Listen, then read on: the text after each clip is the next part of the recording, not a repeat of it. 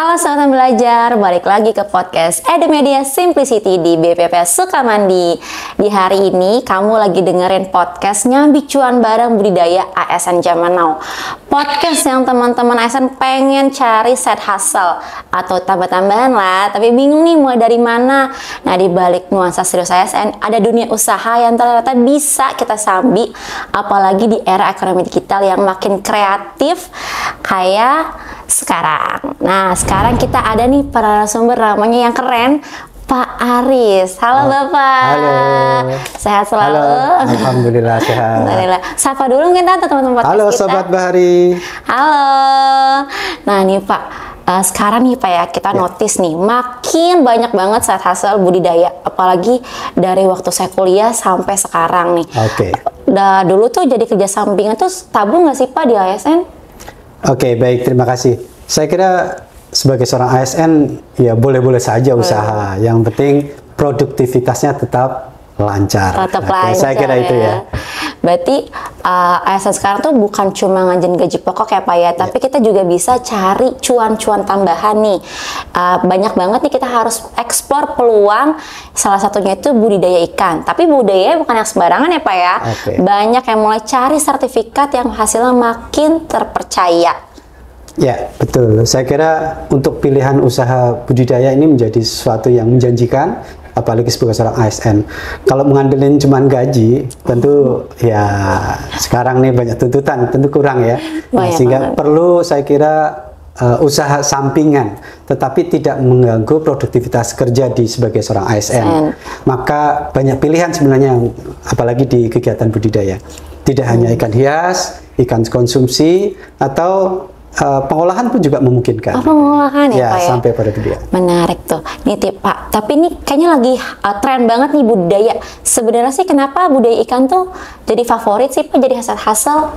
Ya, budidaya saya kira karena dari sisi teknologi ini memungkinkan bisa dilakukan dimanapun, itu menjadi pilihan. Kemudian yang kedua, saya kira dari sisi modal pun juga terlalu besar ya. Artinya dengan kita mensampingkan gaji, artinya memungkinkan untuk punya peluang usaha untuk menjadi tambahan cuan buat keluarga kita. Kemudian dari sisi pasar, saya kira ini cukup menjanjikan ya, apalagi dengan adanya kebutuhan protein hewani bagi masyarakat atau keluarga yang menginginkan keluarganya punya kesehatan yang luar biasa. Saya kira itu. Ya, siap. Sebenarnya jenis budidaya apa sih Pak yang cocok nih buat pemula nih? Apalagi kita nih suka sibuk ya sebagai pekerja. Apa sih Pak contohnya Pak? Baik. Contoh budidaya yang memungkinkan untuk kita lakukan sebagai seorang ASN tentu adalah budidaya, contohnya adalah ikan hias. Kita contohkan di depan kita ini ada ikan cupang ya. Nah, ikan cupang ya. Ini kan ibaratnya ikan hias, modalnya kecil tetapi hasilnya luar biasa. Artinya apalagi pernah kita dengar waktu pandemi ya, namanya ikan cupang bisa sampai harga 250.000 per ekor loh ya. Artinya dengan biaya yang kecil nilainya cukup besar. Nah, peluang yang lain saya kira seperti kita contohkan adalah ikan gurame. Kalau di peternakan itu ada orang nyimpan sapi sebagai tabungan ketika nanti hari raya dia jual dengan harga tinggi. Nah, kita sebagai seorang ASN kita bisa pelihara di dalam kegiatan budidaya ikan itu adalah ikan gurame. Ini hampir mirip kayak saving. Jadi kita cukup menyiapkan kolamnya, kemudian kita pelihara benihnya. Dalam kurun waktu antara 6 sampai 8 bulan itu sudah sampai ukuran konsumsi. Nah, pakannya pun juga cukup mudah karena dia memungkinkan untuk kita tambahkan bahan-bahan organik yang ada di rumah tangga. Misalkan Mbak Rina masak sayur, kemudian kangkung, sawi, ada sisa, ada yang dibuang, itu bisa untuk tambahan pakan. Selain memang diperlukan pakan pabrikan ya, yang memang kalau dibilang sekarang agak cukup tinggi, tetapi paling tidak dengan adanya tadi tambahan produk limbah dari rumah tangga, kemudian ada tambahan pakan pabrikan, itu ya insya Allah masih bisa tumbuh lah. Nah, sehingga ketika 6-8 bulan ke depan kita bisa panen, dan namanya gurame itu nilainya cukup tinggi ya. Ya, Pak, okay. Sehingga nanti ini boleh dibilangkan ya namanya savingnya ASN gitu. Saving ASN boleh tuh Pak. Tapi kalau gitu kita butuh izin nggak sih Pak untuk pembudidayaan? Pak kita di rumah gitu. Iya. Ya, namanya masih skala kecil, saya kira izinnya dari izin keluarga saya kira. Ya, walaupun kalau nanti dibesarkan, tentu untuk memastikan produk kita adalah produk yang sehat, yang kalau di budidaya itu ada namanya sertifikat ya, ada CBIP, ada CPIP, ada CPPIP.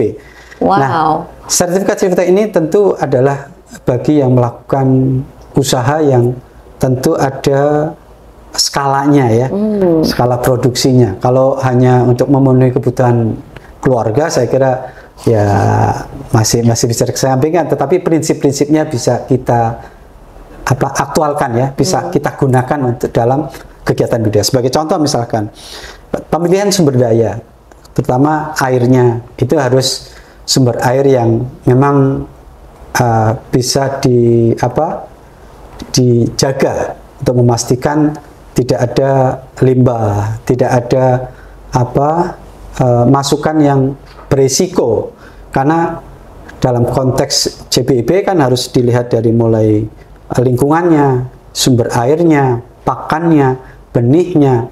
Nah, sehingga ketertelusuran dari produk itu bisa terjaga. Saya kira itu untuk memastikan yang mengkonsumsi juga aman ya.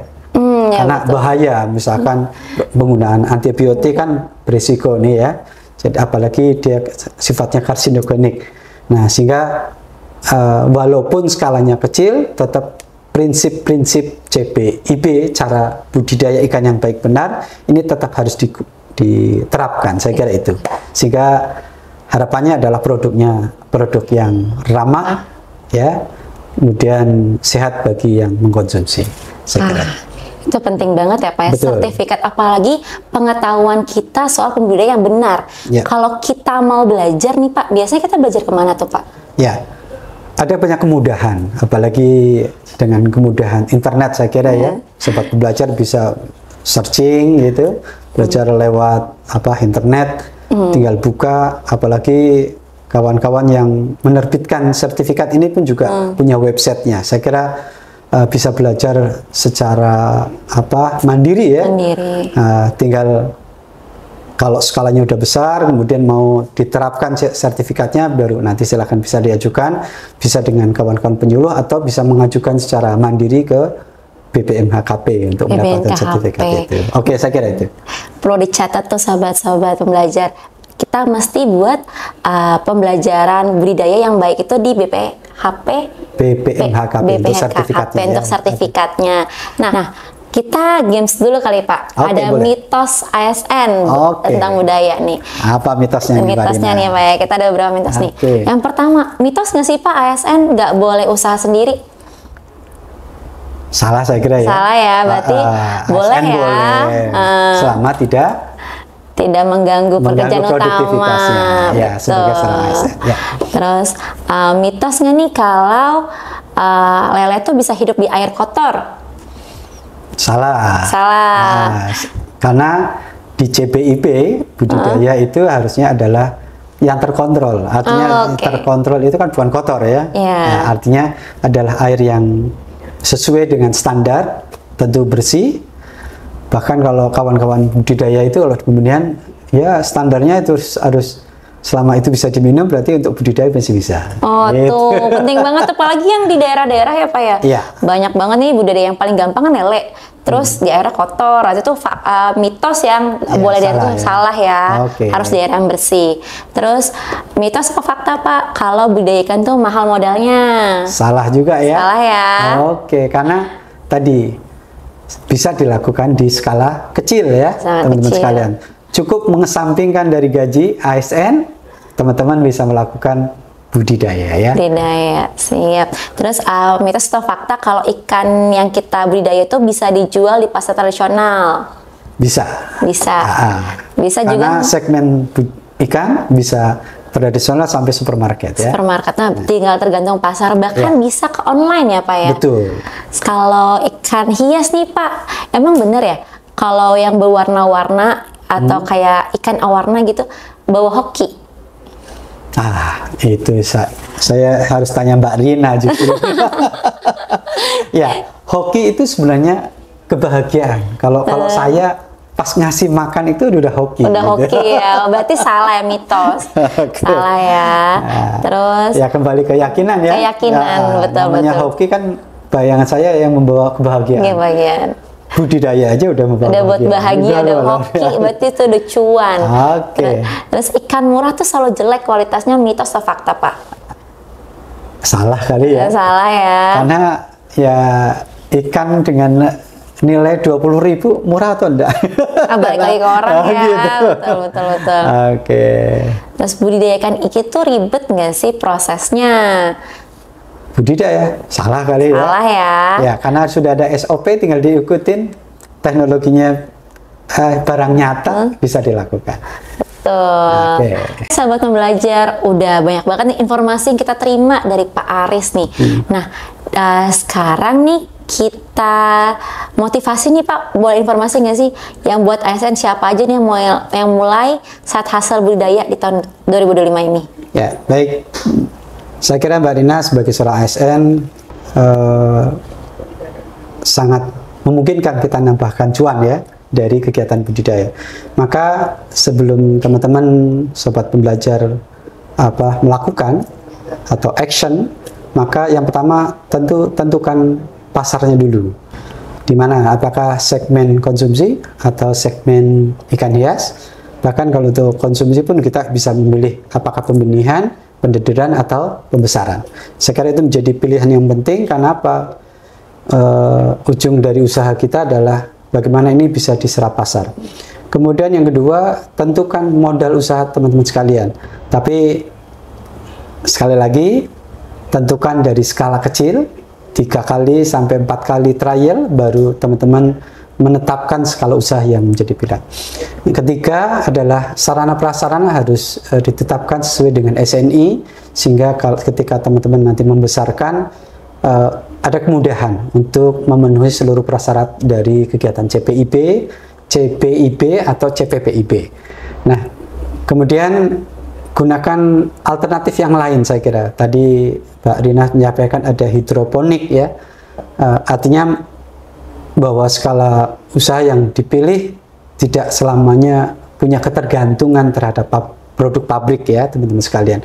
Artinya untuk menurunkan biaya operasional sehingga ini untuk menaikkan cuannya, maka bisa mencari alternatif yang lain. Nah, saya kira itu. Semoga teman-teman sekalian bisa sukses untuk usaha budidaya. Ya, kami sarankan terutama kawan-kawan penyuluh nih. Kalau penyuluh kan namanya ke lapangan, dia harus melakukan dulu sehingga ketika dia menyampaikan kepada masyarakat betul-betul pernah ada bukti gitu. Ada bukti, sehingga betul. Bahasa saya itu tidak pelo untuk ngomong ke masyarakat, sehingga dilakukan dari hal kecil secara terus-menerus, kemudian teman-teman bisa mengembangkan. Saya kira itu. Siap, terima kasih Bapak. Hal kecil, simple, ternyata bisa jadi cuan buat kita. Tapi jangan lupa trial dan errornya ya Pak ya. Untuk menentukan di pasar kita mau seperti apa. Sekian dari kami, sampai jumpa di podcast selanjutnya. Bye.